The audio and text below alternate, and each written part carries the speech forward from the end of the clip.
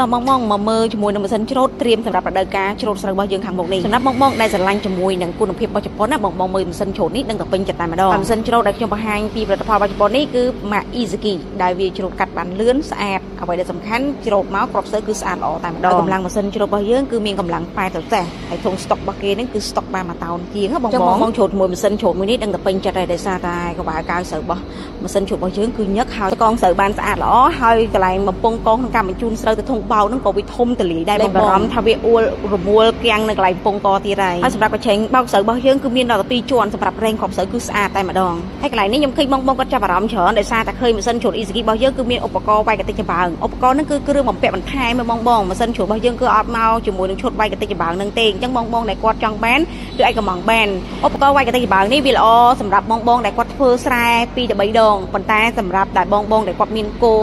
មានសត្វដែលត្រូវចំឬក៏គាត់ទុកច្បាំងដើម្បីលក់ណាបងបាញ់ពាក់ឧបករណ៍មួយហ្នឹងទេចាគឺយើងវាយ